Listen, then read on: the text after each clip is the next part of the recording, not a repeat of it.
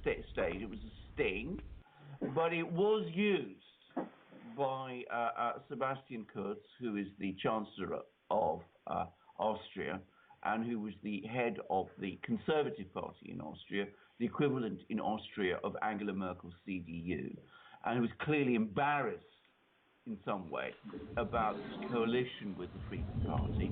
He used it as a pretext to end the coalition and to call fresh elections in Austria, which are due in a few weeks.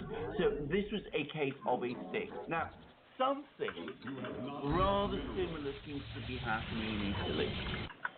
We've been hearing all kinds of rumours circulating that Salvini's party has been getting funding from Russia. And there was a report that somebody who was close to Salvini also supposedly met with some Russian oligarchs, or rather Russian businessmen, or at least something to do with Russia. And again, there were stories about money changing hands or proposals for deals, which never actually, again, crystallized into anything, but which is being used to claim that Salvini is being financed and backed by the Kremlin. Now, this has been said, as I said, about the Freedom Party in Austria. It's often been said about Marine Le Pen in France, that Putin and Russia somehow back her, in her case, because her party quite openly solicited and obtained a small loan from a Russian-connected bank in the Czech Republic. And now, of course, they're going after Salvini, who is insisting quite strongly that he has absolutely no connections to Russia, no financial connections to Russia, that he's never had any kind of Russian cash, and that his party is not in any way backed financially by the Russians. Of course, Salvini, like Marine Le Pen, like the Freedom Party in Austria, wants better relations with Russia, is skeptical about the sanctions, is hostile to EU integrationist projects, is resistant to immigration, and has talked about and is regularly referred to in the media as being ultra-right, in a way that sort of is intended to imply that he's some sort of fascist. So it's the same concept that we've seen in France, that we saw very highly developed in Austria, and it's now being used in Italy against Salvini. Salvini's come out fighting. It's having no effect, as far as I can see, on his popularity in Italy, which continues to grow. But I don't think it is any coincidence that it is happening alongside what is now increasingly looking like an international media campaign against him, with The Economist, for example, The Economist magazine in Britain, which is widely read in the United States, referring to Salvini as the most dangerous man in Europe, and with the Democratic Party in Italy, which is the party of the former Italian Prime Minister Matteo Renzi, the left-of-centre party, calling for an investigation, and even Salvini's junior coalition party, the Five Star Movement, seeming to join in those calls also. So I am quite sure that Salvini will ride it out, but that's the background to the story. It is part of the media campaign against Salvini and an attempt at a time when the EU looks increasingly fragile, discredited as somehow an agent of the Kremlin. Now, I'm going to make one other very general point. I understand that the Freedom Party in Austria is showing great resilience in the opinion polls. It's not lost much support as a result of the sting that was perpetrated on a few weeks ago. There's no sign that Marine Le Pen has suffered as a result of all this connection to Russia that has been concocted around it. And there's no sign that Salvini's popularity is in any way affected. So it's very strange to me that they continue with this very bizarre campaign of trying to prove Russian connections behind all these people, when firstly, there is no evidence that there is Russian connections, and secondly, there isn't really much evidence that it has much political or at least electoral effect.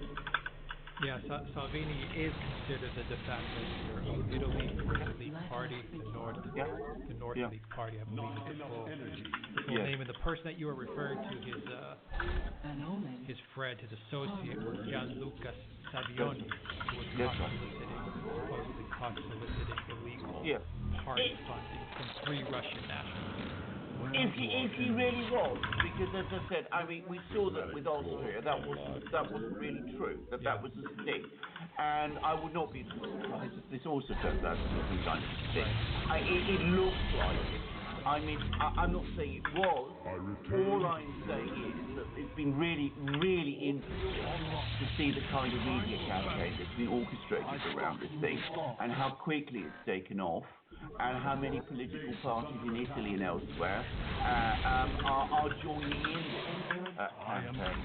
So, I mean, the other, of course, person suffers to an extreme degree this insinuation that he's somehow backed by Russia is Donald Trump in the United States. And Nigel Farage has also suffered similar allegations in Britain. But as I said, it's never really had much effect on the electoral of any of these things. Yeah, it's a one-trick pony. That's all the neoliberals, the globalists, the autocrats have. I mean, everyone's a fascist when they are in fact a fascist. Everyone is a fascist in their eyes, and everyone is a racist in their eyes. And they just use the same technique over and over again. But the troubling part with what happened in Austria and what's happening with Salvini is that they're actually creating fabricating operations. I mean, they're using intelligence agencies. They're using, like you said, actresses. Setting up cameras in Ibiza and different locations. They're actually actively trying to trap, leaders here who don't fall in line with their radical ideological authoritarian. And that's what they did in Austria, and that's what they're trying to do with Salvini. And you're right, he's not losing popularity. Gained popularity. Le Pen gained popularity. They swept the table in the EU Parliament elections, as well as Farage, crushed it, all 3 of them. So they're not winning the liberals, the globalists. They're unable to win, but they're still using these tactics, Alexander. And they're dangerous tactics. I don't. They're really underhanded, slimy, and creepy kinds of stuff that they're doing. And can I just add to those who say, Alex, that when you mention intelligence agencies, that this is an alarmist view. That editorial in the Financial Times, which I referenced, and which unfortunately we can't provide you with a link to because it's behind a paywall, that actually talks about the intelligence agencies supposedly being suspicious of the alleged Russian connections behind all of these people. Well, in the U.S., it was all intelligence agencies. I mean, the entire weight of the FBI, the NSA, the CIA was trying to... Of course. I mean, trying to prove against Trump. Trying to prove the existence, as I said, of this new right-wing international headed by Moscow, Kremlin, of which, as I said, there's no evidence at all. There really isn't. I mean, this is completely fictitious. And Salvini's never made any secret of his rich special relations with Italy and Russia.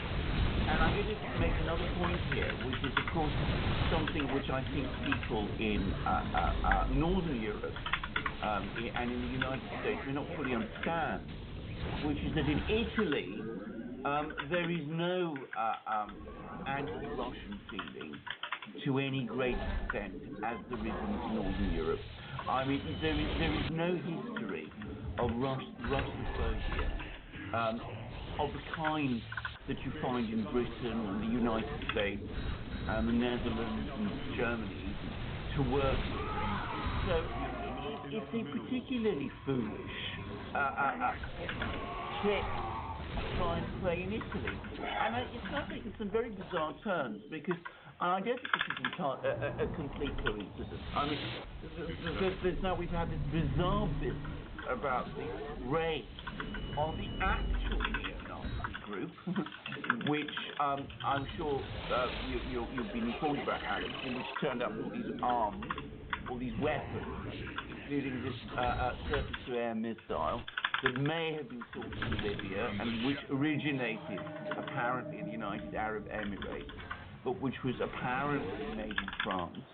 Anyway, what was really striking was how the media immediately assumed that this neo-Nazi group was somehow connected to Russia and had been fighting in Ukraine against the Ukrainians and on the side of the militia in the Donbass, when the police announcement was actually said the exact opposite, that this group actually had been involved in the fighting in Ukraine, but on the side of the Ukrainian government and against the militias in the Donbass.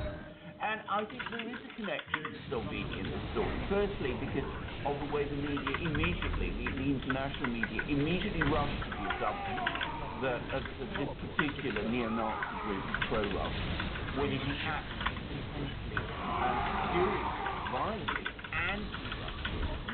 But also, it seems that Salvini is now saying that he tipped the police off, the Italian police off, about this group because he received reports from intelligence agencies, from presumably more neutral intelligence agencies, that there was a murder plot out against him. Now, I don't know the truth of all of this, but it's quite clear that this group is anti-Salvini, and yet there's again this media attempt to lump it with Salvini and to bring in Russia. Now, can I reiterate again for our viewers, Salvini is not an agent of Russia any more than Donald Trump is an agent of Russia, or Nigel Farage is an agent of Russia. This axis of illiberalism, this international of ultra-rightism, supposedly but controlled by Moscow, does not exist. What does exist across Europe is growing resistance on the part of many people, increasing numbers of people, to the EU's integrationist project, and that's sometimes finding support of the left, but more often now, much more often, it is finding support on the right, and that is why these people are being targeted. Yeah, it's a fight for sovereignty, whether you're talking about UK, Raj, or the Yellow Vest, or in Austria, or Orbán in Hungary, or Salvini in Italy, and they've got massive support. We saw it during the EU Parliament elections. And the funny part about the story that you just mentioned, Alexander, going back to the whole Ukraine thing, neo-Nazis. Now the word is that the Ukraine neo-Nazis, these are real neo-Nazis, not those United States all over Italy or Europe. I mean, these are real neo-Nazis, not the phantoms that people think are supporting Trump. Real neo-Nazis now in Ukraine, a country that's trying to get into the European Union, are now upset with Salvini and Italy because of what happened. Neo-Nazis that the EU and the United States supported during the Maidan coup. Everything is backwards and upside down. Absolutely. That's totally right. I mean, reality is being turned on its head. And it's logical. I mean, if you spend any time with Russia, in Russia, as both the idea that the Russian people were, the object of the Nazi Second World War, and who suffered terribly to defeat it, would be in any way sympathetic to neo-Nazi movements, and Putin himself, whose father fought in that war and was severely wounded during it, would have any time for those sorts of movements. It's an absolutely fantastic one. It's absolutely grotesque. It's nonsense. I mean, when it was the Soviet Union did have very strong links with communist parties across Europe. And there was a time up to the 1940s when they were all united together in an organization called the Communist International. But there is no equivalent to this in Europe today, and real neo-Nazis hate Russia. They hate Russia in Ukraine. They hate Russia in the Baltic states, where they often parade under neo-Nazi symbols that, again, attract no attention in the West. And of course, they hate Russia in Italy, as we've seen this week. Very well said, editor in chief of the Terran. Guys, if you like the video, hit the subscribe button down below. Click on the notification bell. Make sure you get notifications every time we push out a new video. A lot of people unsubscribe from our YouTube channel. Just do a double check. Subscribe to get notifications when a new video comes out. You can also help us by donating to us on PayPal, Patreon, and Subscribe Star. The links are in the description down below. You can get other audio content of this video. Follow us on iTunes and SoundCloud as well. You can also follow us on Instagram, @Duran_com. And Alexander, today I received my Alpha mug. Oh, I think it's fantastic. I think it's absolutely amazing. It's one of our marvelous mugs, of which I've got one here, my own. This is our Duran mug, and I'm again drinking tea from it. To be precise, I'm drinking Jasmine Pearl this time, which another Chinese tea. But your Alpha mug has the symbol of Alpha. Alpha is a Russian Special Forces unit. As I said, the Russians consider it their best special forces unit. It was created, it's got a long history.